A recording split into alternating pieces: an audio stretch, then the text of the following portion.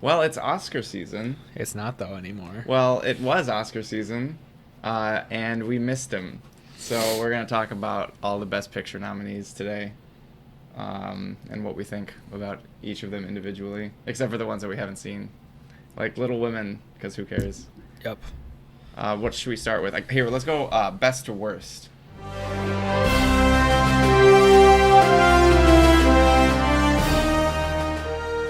And then this will also tell us which entrant we thought was the best. All right, on three. Ready? Oh, we're just saying what our favorite was. We're just saying which one was your favorite. Yeah. We'll but put them it's all like on a screen. four-way tie. Don't say all four of them then. Choose one, and then we'll say it on three. Ready? All right. 1, 2, 3. 1917. 1917. Yeah. Okay. I figured. So we'll talk about 1917 first. Why in God's name did you have to choose me? Stay, please. If you don't get there in time, we will lose 1,600 men. Your brother among them. Good luck.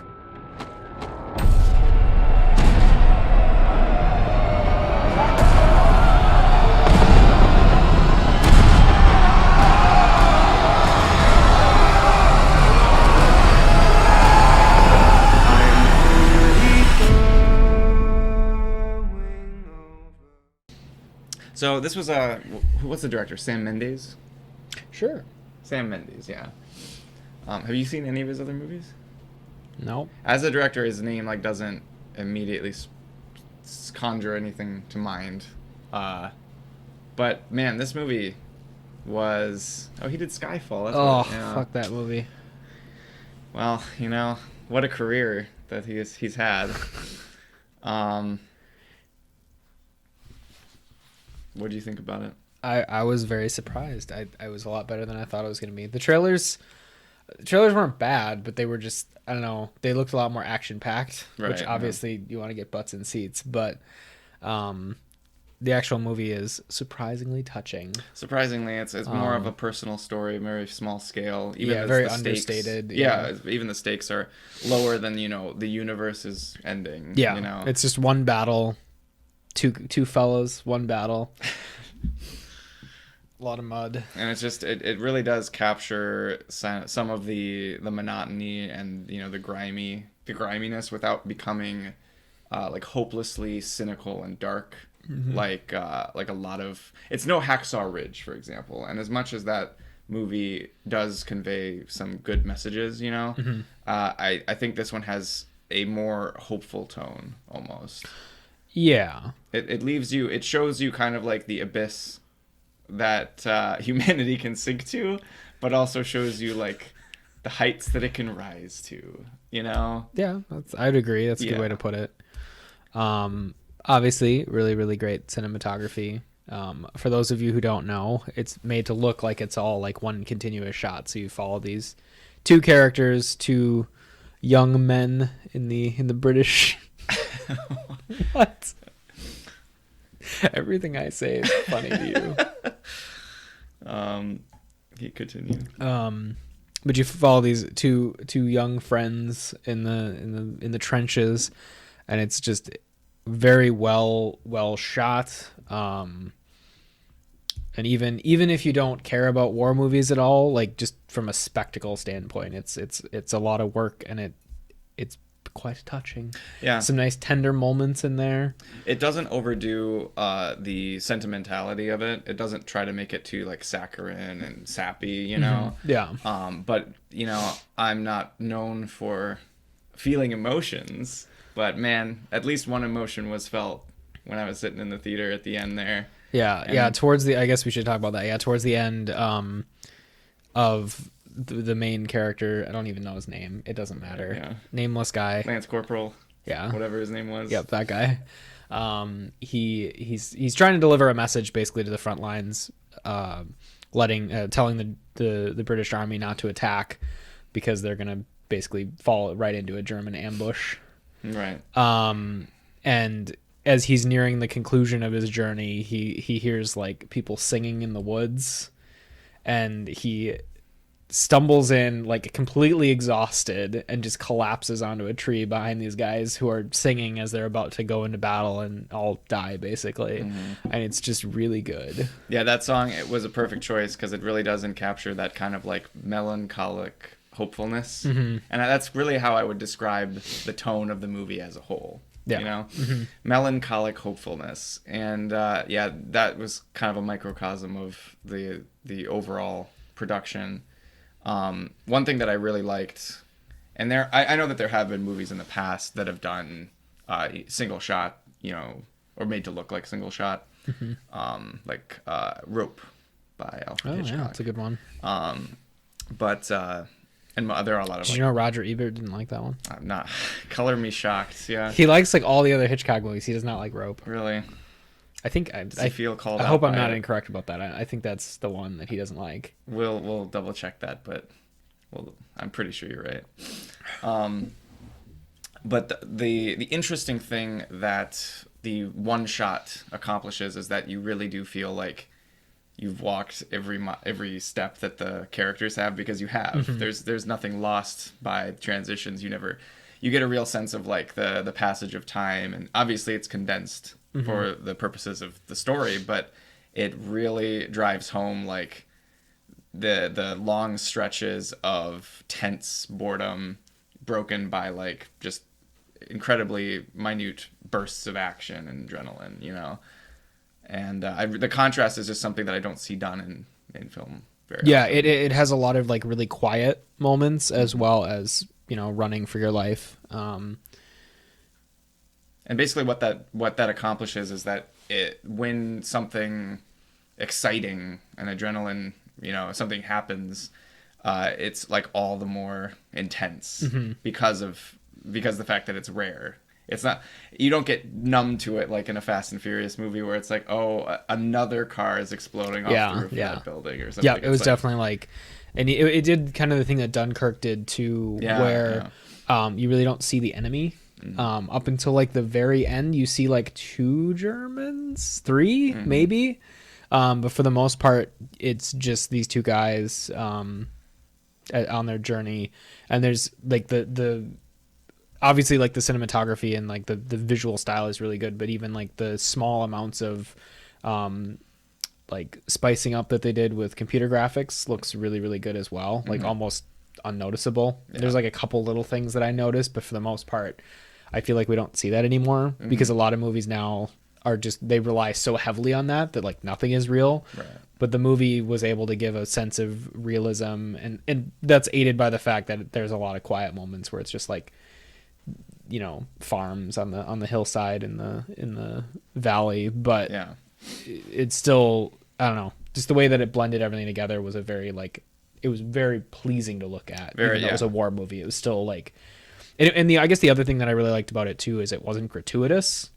Because some movies, like I like Saving Private Ryan, but the opening sequence specifically, people like trying to put their intestines back in and like getting their arms blown off and like their eyeballs hanging out of their socket, and like it's fine, but it's a lot more gratuitous. Where this movie, there's a lot of like horrible violence, but it's a lot of like in the background where you see just bodies like kind of stuck in the mud in the craters and things from shells. Yeah. But it's not like, a lot of it isn't like in your face so much. It's mostly like atmospheric, if that, It helps with like setting a tone of like the macabre without making it the focus. You know, you're not supposed to be horrified. You're supposed to be like unnerved. Yeah. You know? Yeah.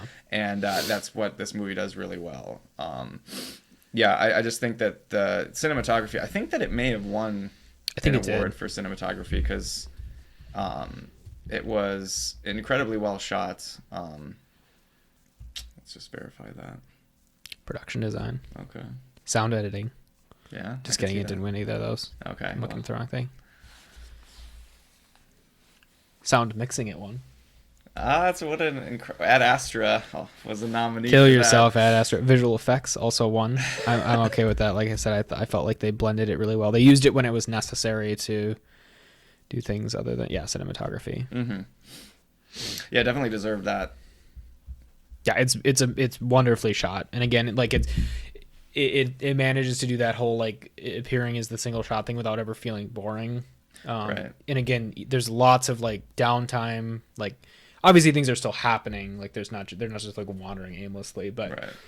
not a ton of action. And it's still, when there is action, like you said, it kind of punctuates things, and it works really well. Yeah, like that the whole scene of him running from the German sniper was that like such an incredibly small scale event, you Right. know, in the grand scheme of things, but it really felt so much more meaningful than like most incredibly action-packed movies that come out these days. But yeah, and the plot itself is so incredibly simple. It's just deliver a message to the front lines. That's it. Right. And yeah.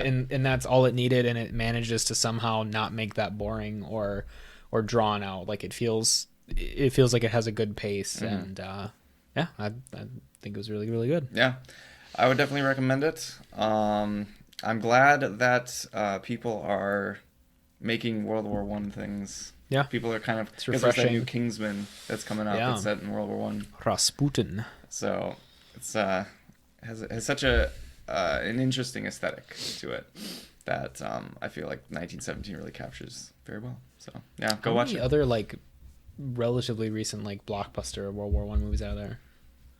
Were there any?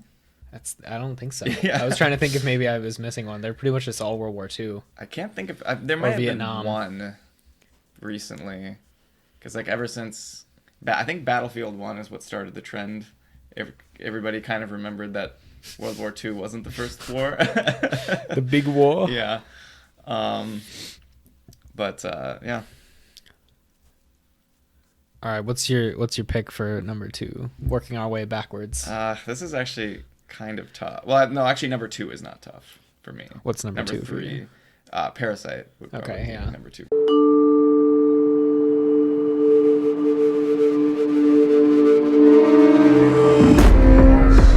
주저한테 착하다니까. 진짜 니가 착한 거지. I'm deadly serious.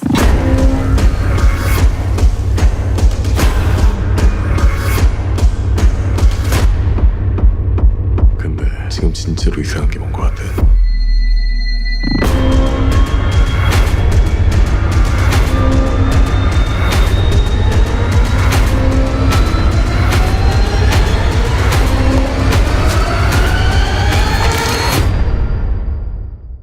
Was that for you? Too? So Parasite was possibly going to be my number 1, but I felt like that was too cliche because it won. Because it won.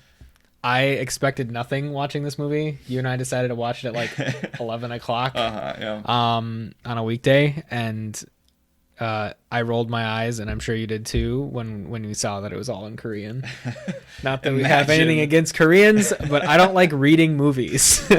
Yeah. But it was surprisingly good, and it hooked me.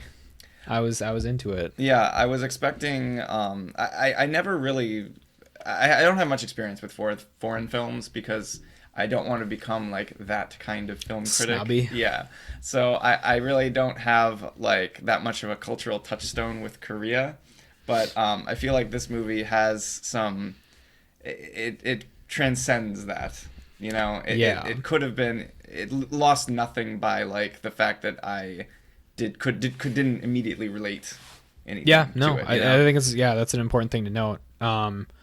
I didn't know anything going into it. Yeah, I barely read the synopsis. Yeah, honestly. And it surprised me because it we might talk about this later with Jojo Rabbit, but Parasite managed to go from like kind of a dark comedy kind of vibe to like a heist kind of movie, and then to like thriller, and then just like straight up murder at the end. Yeah. It runs the whole gambit of all the different stuff in between, and somehow it doesn't like lose anything by that, which is pretty weird for a movie to do, to like tonally shift all the time like that. Most of the time when genre divisions and boundaries exist for a reason, you know. And I honestly don't know which category I would put Parasite into. No, but it just kind of has like a natural progression through those things as things start to escalate. Yeah, but it's not like it's not like Jack of all trades, master of none. It's not diminished by it, like you were saying. Yeah. It's to its credits that it can juggle so many different tones. And it won like, I don't think anyone's seen any of the other movies that Bong Joon-ho has made. I don't think Bong Joon-ho. What is his name? Bong Joon-ho. Bong Joon-ho. I don't think he's. I hope I'm seen- pronouncing that right. So it won. Parasite won Best Writing, Original Screenplay, Directing, International Feature Film. Seems kind of redundant. Well, it won that before it won Best Picture. No, so that there was the controversy. Did you see the guy who was complaining about Parasite winning Winning an American show or whatever. winning Best Picture in America because it's the Best Picture of America, not the Best Picture of the world. And he was mad that Joker didn't win. Yeah. Joker. I don't know about that argument. Yeah. Like Joker was fine. I liked it. I've also liked it, so feel like I was a little bit hard on it in the video that we did. Mm-hmm. I like it a little bit more. I mean, like it's not my favorite movie or anything, but I feel I was a little hard on it. Right. Yeah. I still don't think it's the best picture. No, not among this group of contenders. Here. Yeah, his argument was real weird. I don't. I mean, like the majority of films that come out are American, or at least the majority of films that hit Are good. like international audiences. It's true. Because like there's lots of stuff like European indie stuff, but that doesn't really hit like international. Right. And then there's Bollywood. It has its own little corner. We don't go to that place. I've actually seen a Bollywood movie. Oh, I've seen an Indian movie. I've seen a lot. It wasn't terrible. Well, I only watch the bad ones on bad movie night. Fair so. enough. To their credit, they do make some pretty, like, splendidly bad Bollywood movies. Thing is, I don't think they care. I think they're okay with it. Anyway, that was a bit of a tangent, but Parasite. so basically the plot revolves around this poor family of Koreans who essentially try to infiltrate various like service positions Yeah. with this rich family. So like the son becomes a tutor for the daughter, and like the mom becomes the housekeeper and stuff. And they're getting the previous people fired. Right. They're through all kinds of different means that like slowly escalate, and become a little complicated, bit more nefarious. Yeah, through very a complicated series of events, they engineer situations so that this family is in need of all the positions that they're ready to fill. It's kind of it's an interesting idea. You know, it's kind of fun. It became. Like we said, it switched into a much less funny movie in the second half, but it was still very, very entertaining. Yeah. So It's again, didn't expect much. There's some really cool scenes, like when it's flooding, when it's raining, and Yeah. they're like floating down and they have like the aerial shot of the street, and it's just filled with water, and they have like the mattress, and they're like floating down on the mattress. Well, there's always some really good. It's hard to not get a good shot in Asia when it's nighttime and raining. 'Cause this is what Blade Runner figured out, is that you can make anything look cool with an Asian vibe if it's raining and dark. I mean, so. Yeah, and there's lots of like I think the interesting thing too with Parasite is its message is pretty overt. Like it's not really hidden, Right. like what its message is, but it doesn't feel like it's beating you over the head with it as much as most like Hollywood movies do, where it's like, do you get the thing? Do you get the thinly veiled metaphor that Right. I am trying to tell you? Like- Do you understand? They never have a character turn to the camera at any point. It'd be and like, just like it's about class warfare. Yeah, they don't have them just verbatim read what the director wants the message to be. Right. You know, it's very under the surface, and you know, it's very subtle. And I think the other thing too is with subtlety is like the rich family aren't really bad people. An American movie probably would have made them like horrible people. That's a good point. Yeah. That was something like right away when the movie was starting to, like, you know, 20 minutes in or whatever, when we were like, okay, so it's about class stuff, you know, poor family trying to be a parasite on the rich family. And I was like, okay, so we're gonna find out some dark secret about the rich family, right? Yeah. Like, did you feel like that was the direction it was gonna go? And I was like, oh, that's predictable. They're not bad people. And the thing is, they're kind of assholes, but they're not like doing anything particularly bad. But that also goes hand in hand with the fact that the protagonists are not like paragons of virtue. No. Because that's another thing that would happen. Everybody just becomes like in a lot of American movies, when they want to have a metaphor, they can't show any complexity Right. to any of the characters that represent the two sides. The good guys have to be perfectly good, and the bad guys have to be perfectly bad. You know, and I guess subtle may be the wrong word because it is obvious, but it's not. It doesn't get in the way of the plot. You know, I guess that would be a better way of saying it. In the way that like.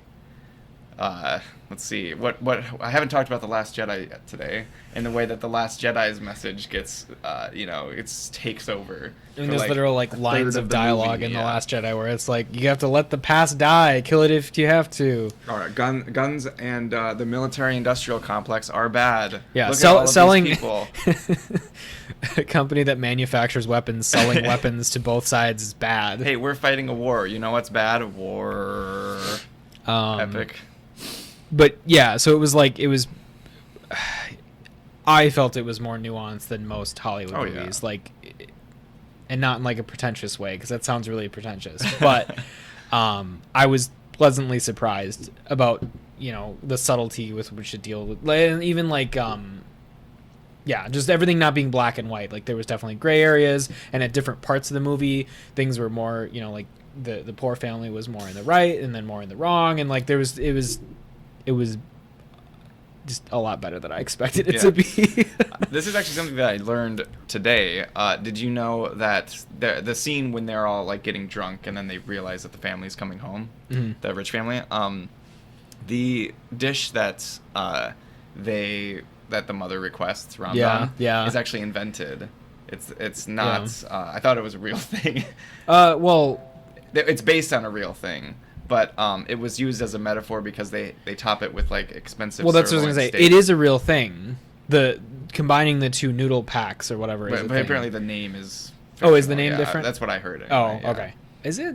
That's what I heard. I don't think so. Okay. I'm not an expert on Korean culture I'm by not any either, means. but- As far as I understood it, the metaphor was that it's like a poor like a ramen dish, Yeah. like 50-cent packs of ramen, but then they top it with like Expensive beef. $60 an ounce meat, and that was like part of the symbolism as well. That Right. even the poor food is still really expensive. It was all a metaphor. Went for over my American brain. Yeah, did not get that the first time, but I mean, I saw the meat and I was like, oh, that looks like Kobe beef. Wagyu. Yeah, or maybe it was Kobe. I don't remember, but one of those expensive, Very expensive, Japanese very beef, marbled beefs that I'll never be able to have. It sounded so sad. I'm poor. But after you. that's the thing. I think it's fine that it won Best Picture. I'm not upset about it. No, I think I liked 1917 more, but Parasite was. The Joker should have won. Oh, but- obviously Joker, yeah. Merits actually Little Women. Hell yeah, the eighth iteration of Little Women on the screen. But I really Parasite, I can find no fault with it, honestly. Like I was expecting the Academy to go with the what is it, the Tarantino one? Oh, Once Upon a Time in Hollywood. Yes, because the only thing I would have been upset if Once Upon a Time. I'm sorry, Tarantino. I'm not. You're definitely watching. I'm not sorry. Here's the thing. I thought they would just because they Did you name drop Hollywood see- in the title. That's all I thought it would take for it to win Best Picture. Did you watch Once Upon a Time in Hollywood? Yeah. Should I we don't talk about get that it. one next? Yes. Well, let's just keep going in order of how we like them. I do want to talk about Once Upon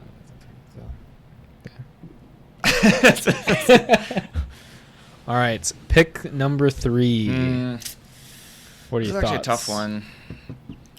I'm a little bit of a toss-up. I guess I would have to say I've already picked. you're probably. I don't gonna think say you've Ford seen versus it. Ferrari. Yeah. Yeah. I haven't seen Ford versus Ferrari. You so, should. yes. It's very good. I've I don't heard. I don't care about cars at all, and I really enjoyed it. That's what I've heard. I will see it eventually, but not before we make the movie specifically or the video specifically about Our it. feature film about feature films. Yeah. What's your number 3? I guess I'd have to go with Joker. Okay. Yeah. Shame you haven't seen Ford v Ferrari. Otherwise, Yeah. that'd be your number 3. I'm sure it would. Yeah. we don't really have to talk about Joker that much. We basically covered everything. Yeah, in our it's other fine. video. It's better than I expected. It's interesting tonally. A lot of ideas are explored. I like that they didn't make it just a carbon copy of Heath Ledger, but it suffers, I feel, from a lot of pacing issues. Yes. So. Yep. Pacing issues. Visual stuff was really good. Like I liked the way the movie looked. Joaquin Phoenix did a good job. I think him winning best leading actor. Did he get that? Leading actor. Yeah, I believe so. Oh, is that where he made that obnoxious speech? Yes. Yeah, His speech okay. about not milking. Actor in a leading role. Yeah. Joaquin Phoenix. He made an obnoxious speech about how people shouldn't drink milk because cows are artificially inseminated so that milk can be made, and just nobody cared. Thanks, Joaquin. It's like, thanks for having that be the hill that you will die on, I guess. Yeah. Like,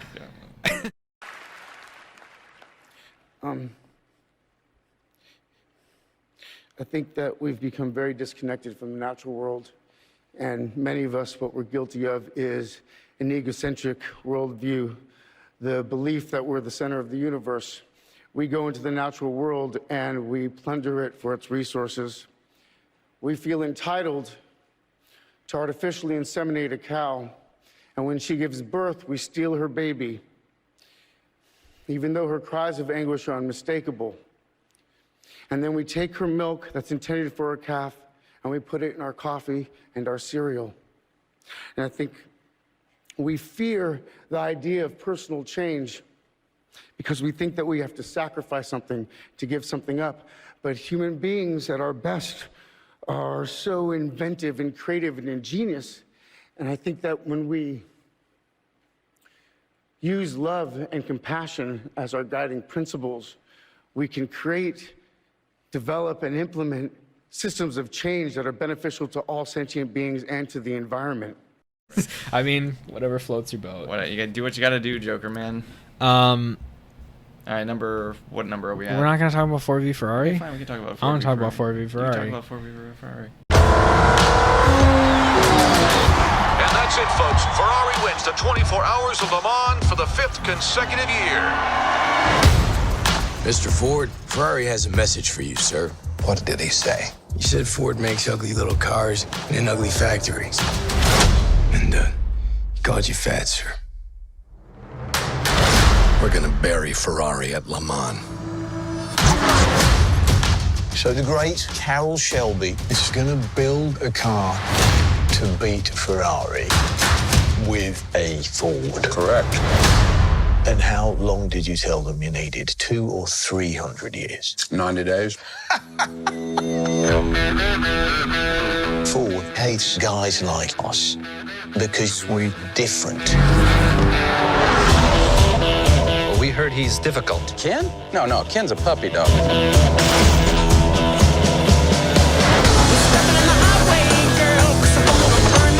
It's awful. If there's a problem, the computer will find it. Get some scotch tape and a ball of wool. What are they doing? Making your car faster. I would not have gone to see this movie if I wasn't asked to go. Right. Because I don't care about cars. And I feel like this movie was really, really poorly marketed.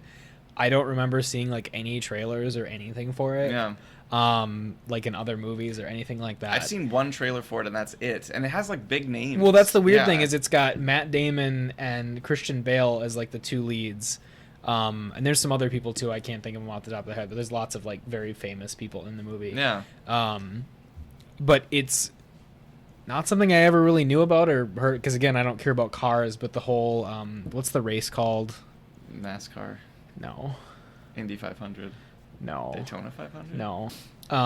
Yeah, so I looked it up, but it's the Le Mans race, and it's very Italian.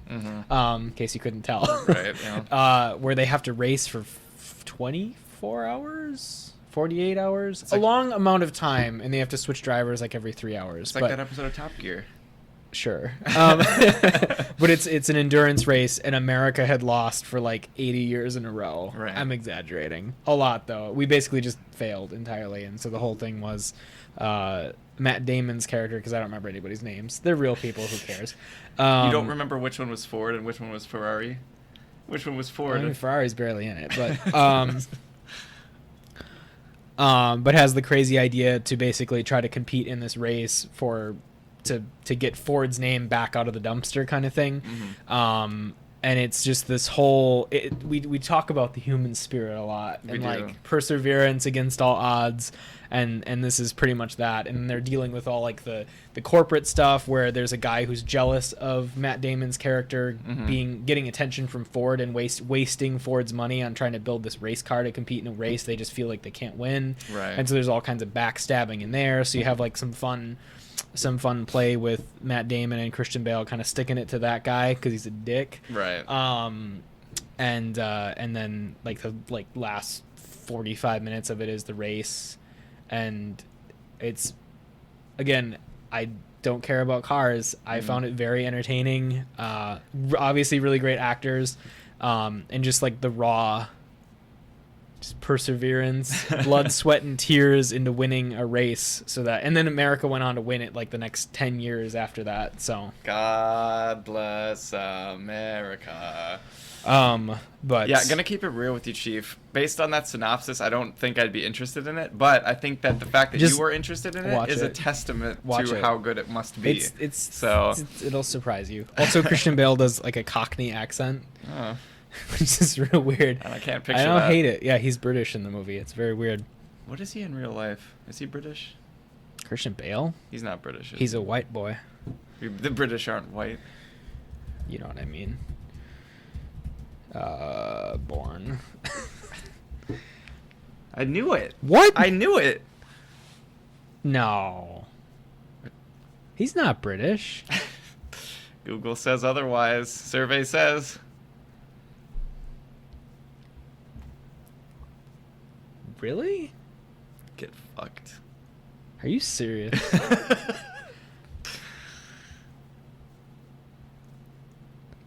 Where's Matt Damon from? Texas. I was gonna say somewhere in the South. He has a bit of a Massachusetts. Really? Can't get more Yankee than Massachusetts. We're getting really sidetracked. Listen, yeah, it doesn't sound particularly interesting, but it's a piece of history that I had never ever heard of, or like been aware that existed. That I found, and I don't know how accurate or how based on a real story it is, but it seems pretty plausible, at least like generally the outline. And right, I will see it eventually. Give it a watch. Yeah, give it a watch. I will. All right, what's your number 4? This one gets harder. Yeah, I don't know. We're getting to the bottom. This is where things get interesting. Okay, I think honestly I'd have to give it to The Irishman at this point. Yeah. It's hard for me to say. Yeah. I got beef. This movie was way too long. I don't know how I managed to do this in only 2 sittings, but it's as long as the 10 Commandments. That's how long this movie is. It's over. They're all gone. Frank, it's time. It's time you say what happened.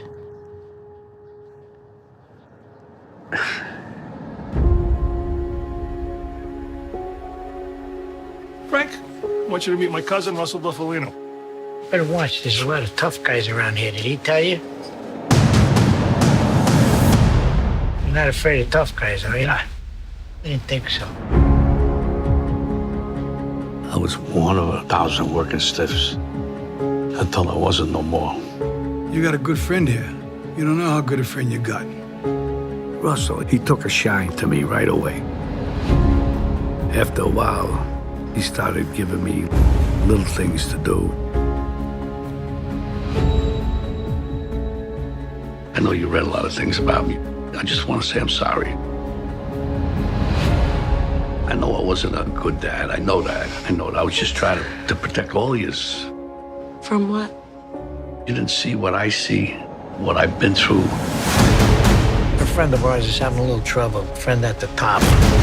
Hiya, Frank. This is Jimmy Hoffa. Glad to meet you. Big business and the government is on the attack! You want to be a part of this fight? A part of this history? Whatever you need me to do, I'm available.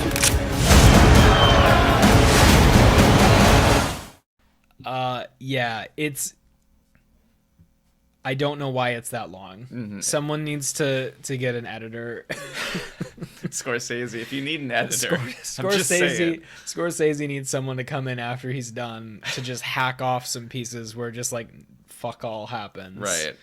And I know that I'm not the biggest into like gangster movies, generally speaking, because I think that even the good ones, around the hour and a half mark, to me, sort of feel like they devolve into just a bunch of guys with Italian accents making veiled threats to each other. You know, like that's pretty much all gangster movies. And this one really leans into that pretty heavily. And yes, the last half of it, I felt were just incredibly redundant and really needed to wind. Some of it needed to wind up on the cutting room floor. It wasn't bad, but it took me 2 sittings to get through it because Yeah. it was so long. The visual effects stuff, the de-aging and aging stuff that they did, really good. Mhm. I didn't find it like weird at all. There was no like I kept uncanny watching. valley. Yeah. I kept watching to see like, oh, it's gonna look weird here. For the most part, it looks really, really good. But wow, is it long? Is it a It's doozy? a hefty boy. It also kind of felt like a reunion, a class reunion. Yeah, you know? it's also all the classic gangster guys. Yeah. Al Pacino, Joe Pesci, Robert De Niro. Yeah. It's just like all the boys are back in boys town. are back together before Dying. Put it gently. Yeah. But like parts of it were good. Overall, though, it felt like a made-for-Netflix movie. Yeah. And I mean that in the rude way of like. Is there a nice way to mean that? No. Just to be clear. Where it just like it's pretty but empty. And there's just really there's not a lot going on there. This I think that this almost was the opposite of 1917 in the fact that like it looked really nice like 1917 did, but it has like no substance. Soul. Yeah, it has no real direction. That was my other big problem was like when it ended, I had to do a double take. I had to run it back and see exactly what the last scene was. Last scene is just him sitting in his retirement homeroom. Yeah, it just went out with like such a fizzle. I know. Like, I thought there was going to be, and not to be clear, not that every movie needs to end with like a big crescendo at the end where there's just violence and people are getting whacked left and right, and Colombian neckties, but it just kind of ends. It just kind of whimpers. It was really weird. Was the point or not, but it was really made for a really unsatisfying 3-hour long movie. Yeah. I did read one like theory thing, which is that you know how it keeps cutting back to Robert De Niro sitting in the lobby area, and there's no reflection in his glasses, and there appears to be no one there when they cut to wide shots. Yeah. And he's confessing everything to God. That was kind of interesting, but I don't think I needed to watch a 3.5-hour movie where that was the point. Yeah, is he's like confessing everything to God before he dies. Like, but I got that, but I still wanted his good story to have some sort of a conclusion. Yeah, you know? Like I like the Jimmy Hoffa stuff. Yeah, that's an interesting part of American history. It was interesting. I think most of that stuff is done well. But then it just like doesn't really go anywhere. No, I mean, it kind of does, I guess. If as much as anything in this movie goes anywhere. Yeah. At least Jimmy Hoffa has a conclusion. A conclusion of being missing. Well, being dead. According to the movie. Do we really think he's not dead? It's like Elvis. Elvis is still alive. I met him the other day at the grocery Jimmy store. Hoffa and Elvis are just hanging out in a cemetery somewhere. On the moon with Hitler. Alive, not dead. That was a poor way of phrasing it. Have you ever heard like the theory that they're in a cemetery? Elvis specifically, not Jimmy Hoffa. Yeah, it's Elvis. But I always thought that was funny because he could be. I mean, he is in a cemetery. Yeah. So like, they're not wrong. Conspiracy theory confirmed. Yeah, Irishman was way too long. They could have cut like a good hour out of it. I will say along that line, unpopular opinion, but I think like Godfather 1's okay. Mm-hmm. Still a bit long. 2 almost unbearable. Yeah, I don't think that's really unpopular, is it? No, people like the second one. It's the third one that everybody hates. Everyone hates the third one. The second one is the third highest rated movie on IMDb. The first one is the second, and the top is Shawshank. Oh. I barely made it through the second Godfather because that one again is like its own hubris, where it's just like, hey, look, it's Al Pacino, and there's nothing happening. He's mad about stuff. Making veiled threats to people. Like the first half of it is good. I don't mean to say like the whole movie is bad, but it does the same thing where it like overstays its welcome, and you're like, okay, let's wrap it up. Okay, let's wrap it up, and it just keeps going. Mm-hmm. I think the best gangster movie is Goodfellas, absolutely hands down. It doesn't feel long. Mm-hmm. It seems to have a clear beginning, middle, and end. And it wraps up, and there's like always stuff going on. There's not just like empty spaces where Robert De Niro sits in a nursing home and he asks them to leave the door open a bit. Right. And it's like 5 minutes. You never get that. It's Goodfellas for life. What I didn't understand about this movie was why they even needed the nursing home thing as a framing device, because like it's not like the story was really that confusing. I'm sure you could cut all that out. Or even the parts where he's like narrating over. They jump around all the time because they've got moderately old or like pretty old Robert De Niro. And stages of oldness. That is this movie, but like they keep like cutting back and forth. So like, wouldn't you pick one to like? Wouldn't you go to like the oldest and then go to the beginning and work your way back up? But they kind of don't do that. They have the framing device of the nursing home, mm-hmm. and then they do some young stuff, like very young when he meets Joe Pesci's character, yeah. And then it skips to them when they're older doing the car stuff, but not super old. But then it goes back to when they're like middle-aged again. Yeah. But why are we jumping around when we could just like there are movies where the non-linear stuff works and it makes sense in the context of the plot. Mm-hmm.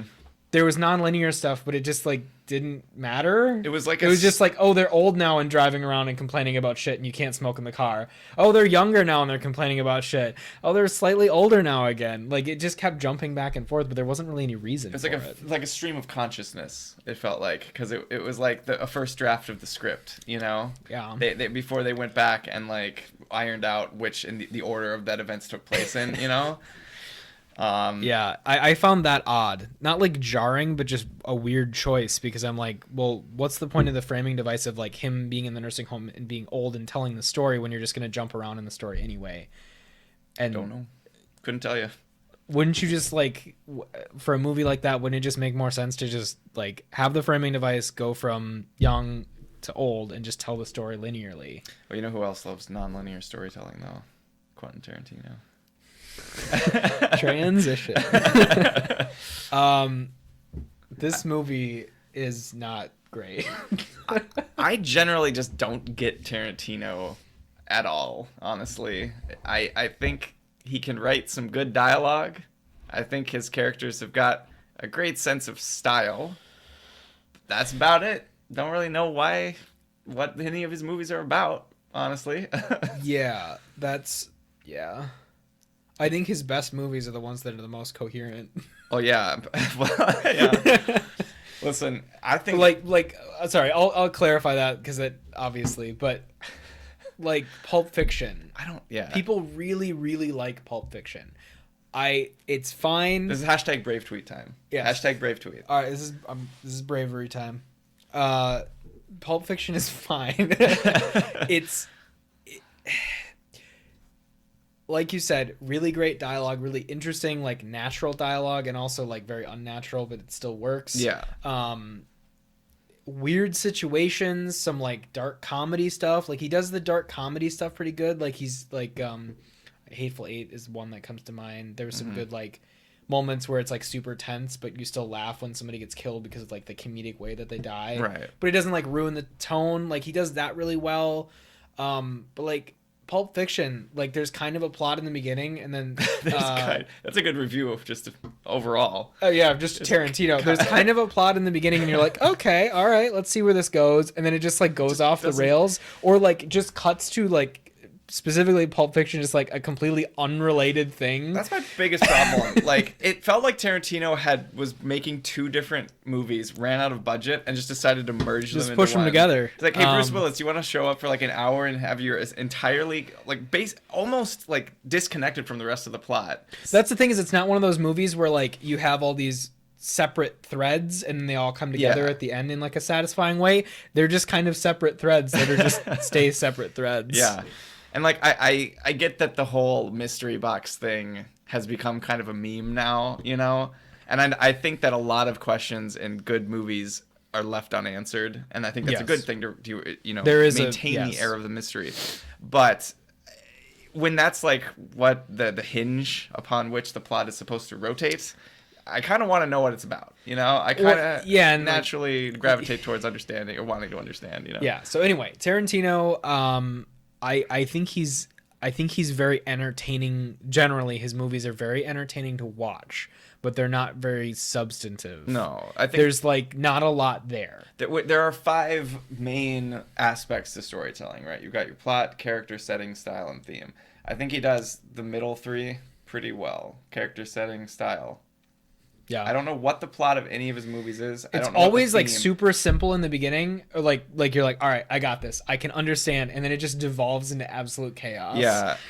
I think the like one exception to that, Inglourious Bastards. There's a couple exceptions. Inglourious Bastards, Hateful Eight's pretty. That one sags a little bit. I actually like that one, but it sags a little bit in the middle. Like it's a little bit self-indulgent. That one's good. I like Reservoir Dogs, honestly. I need to watch that one again. Best. Yeah, it does the non-linear thing, I think, the best out of all of them. And I think it has some good, well-written dark characters. Sure. So, Kill Bill is fine. I don't get Kill Bill. Kill Bill's fine. I don't get it. Part 2 is not as good. Or Volume 2. Sorry. Yeah. And you may have noticed that we're not talking about Once Upon a Time in Hollywood. Yeah, because there's nothing to talk about. Nothing happens. Brad Pitt kills a bunch of hippies. That's it. I'm Rick Dalton. It's my pleasure, Mr. Schwartz. Call me Marvin. Put it there. That your son? No, it's my stunt double, Cliff Booth. Last night, we watched a Rick Dalton double feature. All the shooting. I love that stuff, you know, the killing. A lot of killing. Anybody order fried sauerkraut? From you Nazi bastards!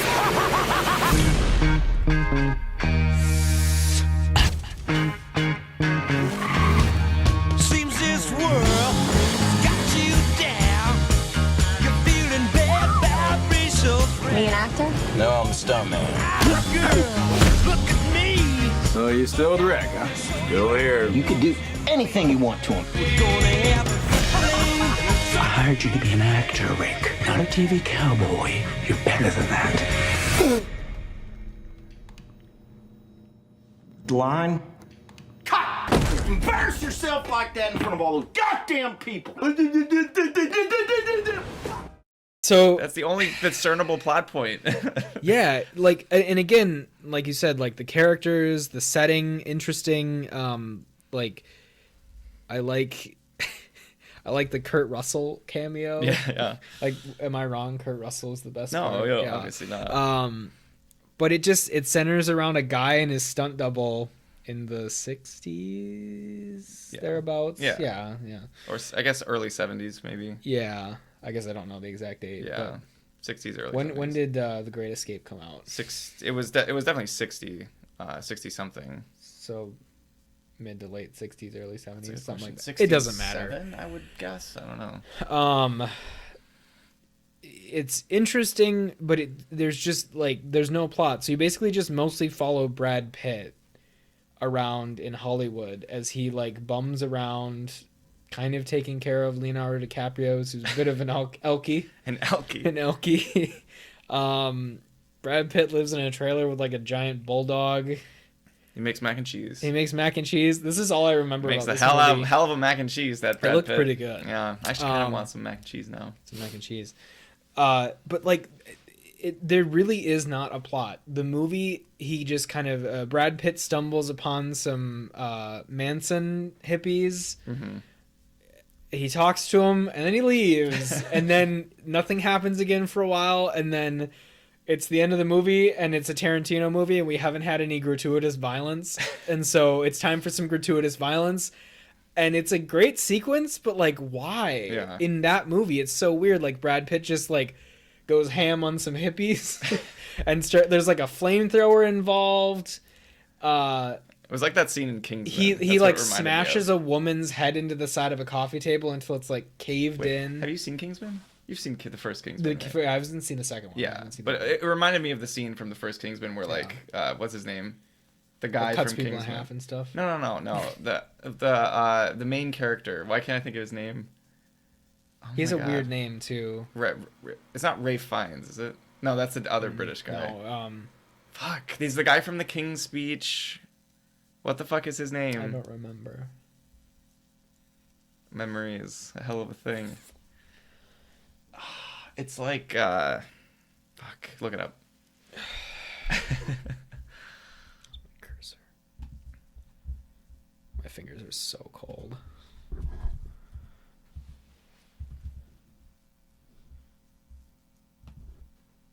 Colin Firth. That's what it is. Colin Firth. Why did you make that noise when you're looking at Colin Firth?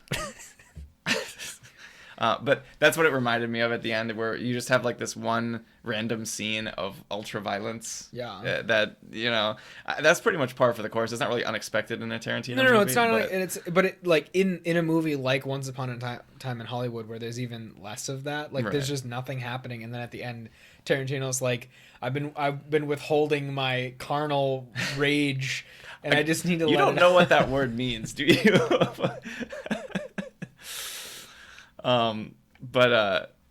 What it felt like to me was, I've mentioned this before, but it felt like the most reserved Tarantino movie, very explicitly for the purpose of getting Best Picture.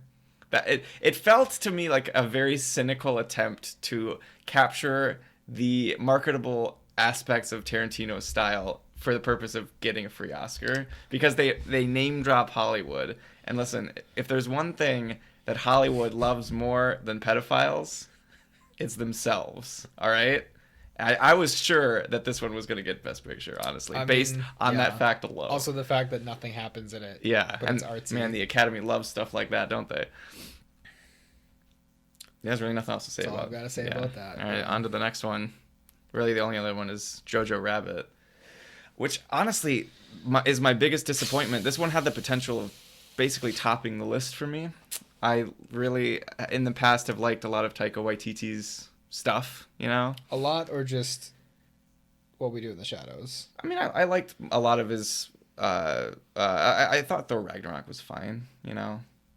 I liked the last episode of The Mandalorian that he did, you know? I thought that he's had some success in the past, you know? What are you doing? Sorry. But no, I like his sense of humor, you know? Yeah. Yes. No, but I think that he has a good sense of humor, and I don't know. I know that this is an adaptation of a book. Yeah. And I don't know if it won best adaptation of a book. Oh. I don't know if this is the fault of the adaptation or if this is Taika Waititi's fault, but this movie felt really confused. Really confused and really not funny. Remember how we said I did not laugh or chuckle. Yeah, in Parasite, where like this movie is kind of, it jumps from genre to genre. Mm-hmm. Jojo Rabbit does that, but it slips and stumbles at every time it switches genres. It starts out very comedic, like the way it's shot and everything is supposed to be very comedic and goofy. Like you have like the Nazi headquarters and there's all kinds of like clones and stupid visual gags. And then in like the second half is like, well, now we're a gritty war drama where children are forced to fight in the front lines and people are dying for real. And it's like, what are you doing? Yeah, it's like, also we have a message now, despite this movie having Rebel Wilson in it. You know, like, what?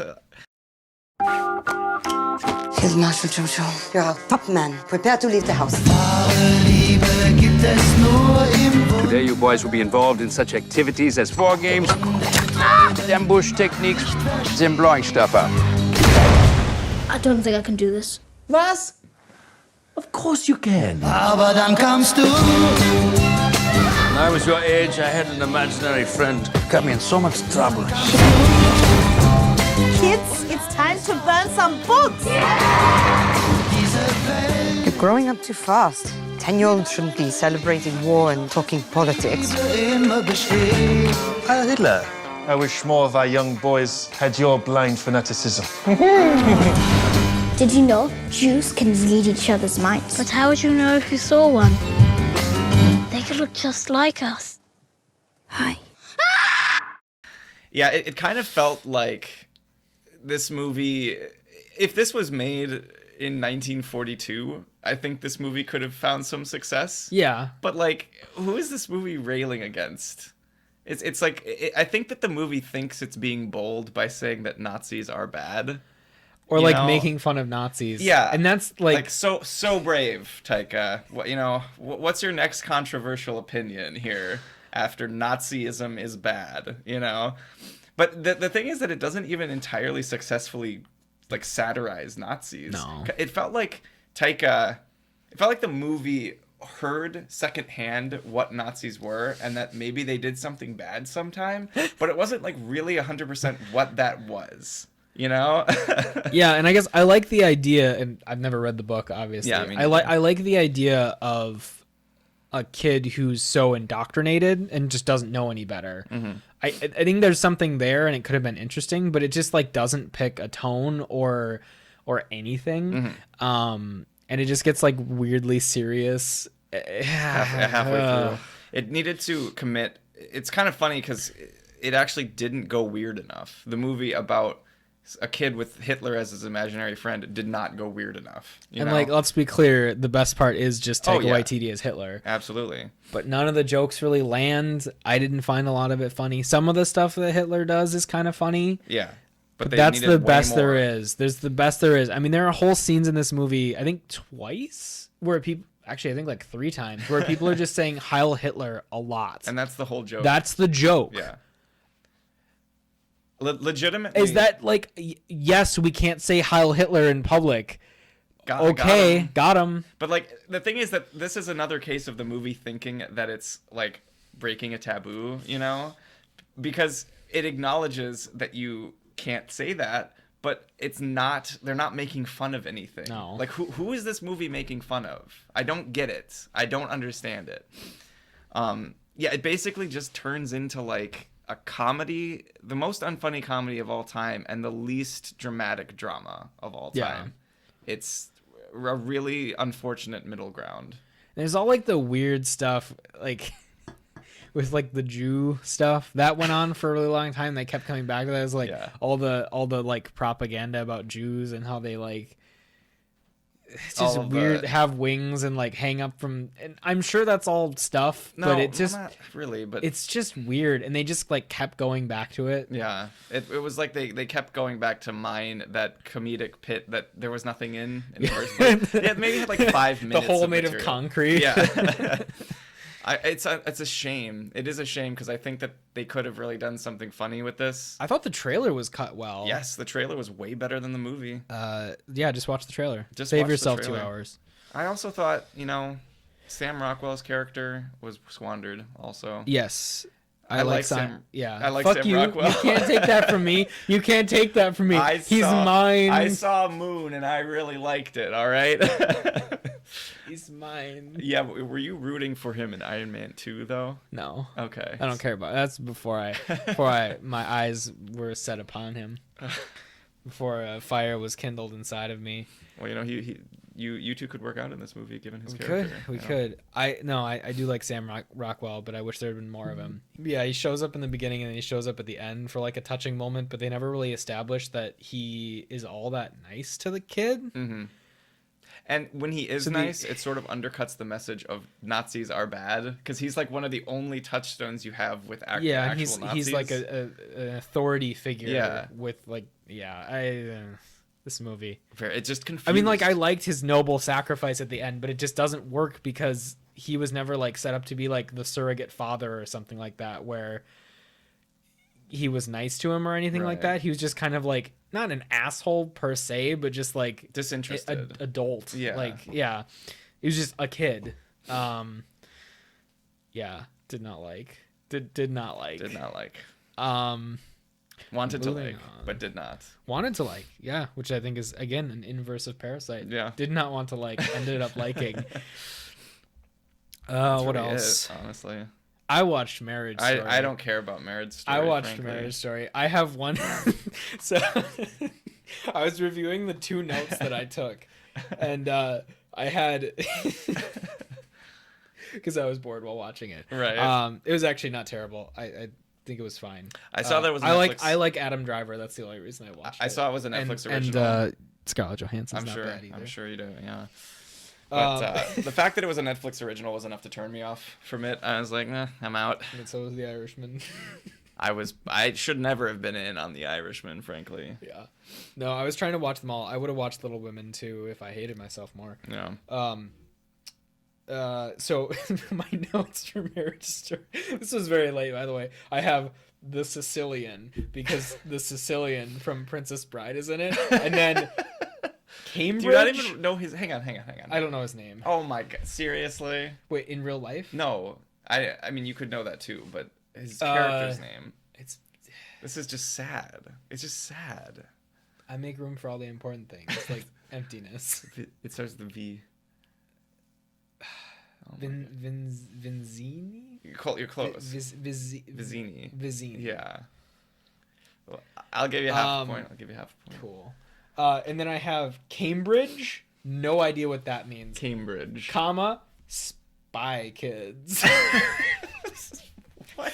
If anyone can tell me what I meant by that, please do. Why Spy Kids? Also Cambridge? Cambridge. Our review of Marriage Story is Vizzini. No, the Sicilian and Cambridge, comma, Spy Kids. ... That is the exact note, verbatim. What? I have several questions. I don't know what 2/3 of that means. Spy Kids. So I take it that you don't retain much from Marriage Story. No, it was fine. It was fine. Like I said, I like Adam Driver. It's not really my kind of movie, kind of like Little Women. Yeah, that's why I didn't watch it. I was trying to watch them all. Yeah, got to catch them all. It was well acted, and it was a drama. The end. All right, there you go. Little Women. I have actually read the book. It's been like 100 years. No, it was part of homeschool. Bitch. I don't know why that's better. Yeah, I think the book was good. I just don't care about the movie. Is it like a classic? It is a classic. Yeah. There's also Little Men. I don't think that's a classic though. What? Is that a real thing? That is a thing. I think it's by the same author. Because there's like the male characters in the book, and then it's in Little Women, and then it's about the male characters. Little Men is, just so you know. Oh, I didn't get that. Yeah. I remember liking the book, but I don't remember anything about it other than there's Little Women in it. Sounds like Marriage Story. And Little Men. And it has the actress from Midsummer in it. Does it? Mm-hmm. I don't know who that is. She's really good at making a crying face. That was all that happened in Midsummer. Was she cried a lot. Did you watch Midsummer? I did. Cool. Yep. I didn't. Basically, imagine the Nicolas Cage Wicker Man. Imagine that movie, except the protagonists are somehow even dumber and less observant. That's all I've heard about it, is like the plot is very contrived. Yeah, and she cries a lot. That's like her character trait, is cry. Could you just turn it on like a faucet? Just pours out. Who? What other movie did that guy direct? Did he do the Vivitch? Something. Was he the guy that did the Vivitch? No, that was Lighthouse. No. Lighthouse yeah, was the Vivitch. That was Robert. Was Eggert, it Roger Eggert or whatever? Roger Ebert. It was. They did something that was noticeable or notable. I remember, but. I need to check. I need to know. Hereditary. Yeah. I liked Hereditary. You probably haven't seen it. No. It's good.